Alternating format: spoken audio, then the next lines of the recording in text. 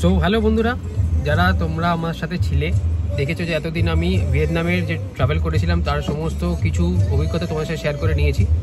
তো ভিয়েতনামের ট্রাভেল শেষ, এবারে নতুন ডেস্টিনেশনের খোঁজে বেরিয়ে পড়লাম। তো আজকে আমাদের ডেস্টিনেশন হচ্ছে বেলপাহাড়ি। তো যাত্রা শুরু করলাম সকাল সকাল। এটা ফ্যামিলি ট্রিপ, তো গাড়ি নিয়ে যাচ্ছি। দুদিন ওখানে একটা রাত কাটাবো, দুটো দিন কাটাবো, মানে আজকে যাবো কালকে ফিরে আসবো। তো আশা করি তোমরা আমার সাথে থাকবে। তো চলো শুরু করা যাক ভিডিওটা, আশা করি তোমাদের ভালো লাগবে। Let's go. সকাল সকাল বাড়ি থেকে বেরিয়ে আমরা NH ধরে এগিয়ে চলেছিলাম আমাদের গন্তব্যের দিকে। বেলপাহাড়িতে আমাদের একদিনের জন্য থাকার জায়গাটির নাম ছিল উত্তরা হোমস্টে। তো জিপিএসে উত্তরা হোমস্টে লোকেশন লাগিয়ে আমরা বেরিয়ে পড়েছিলাম আমাদের গন্তব্যের উদ্দেশ্যে।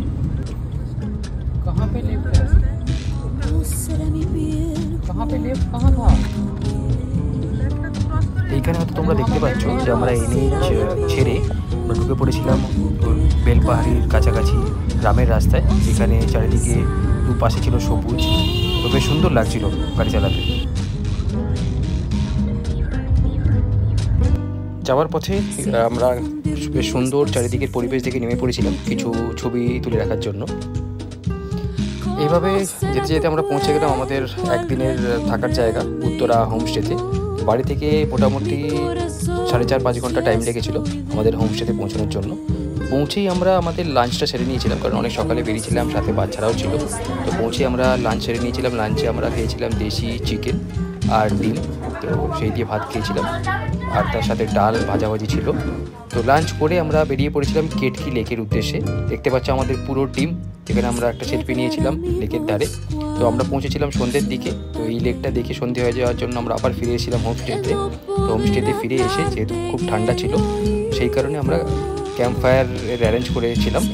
তো দেশি চিকেনের সাথে ক্যাম্প ফায়ারের মজা নিচ্ছিলাম। তো তারপরে ছিল আমাদের জন্য সেদিনকার সারপ্রাইজ, ওখানকার লোকাল ডান্স।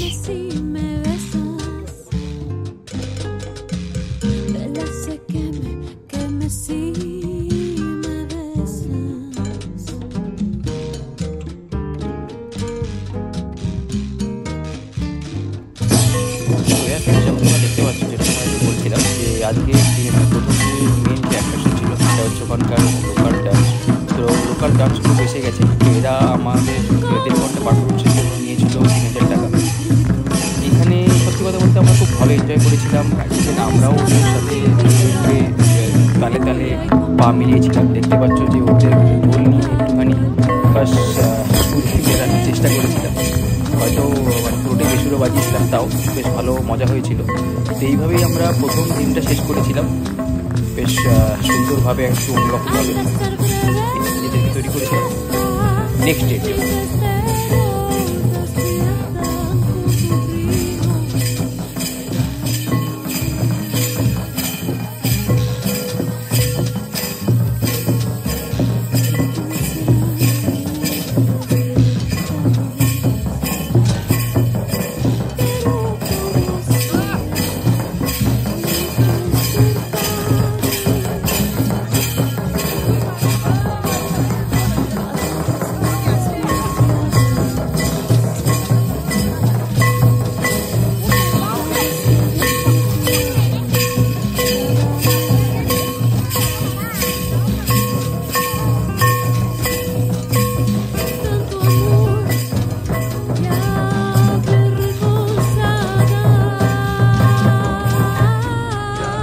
পরের দিন সকালবেলা দেখতে পাচ্ছ আমাদের গ্রুপের সবথেকে ক্ষুদে 2 সদস্য বেরিয়ে পড়েছে নেক্সট ডেস্টিনেশনের জন্য। তো আমরা চলেছি রঙিন পাহাড়ের উদ্দেশ্যে।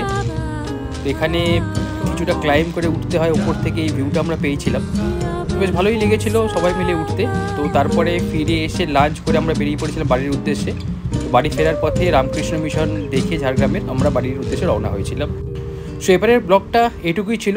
So stay with me, like, share and subscribe. So tata.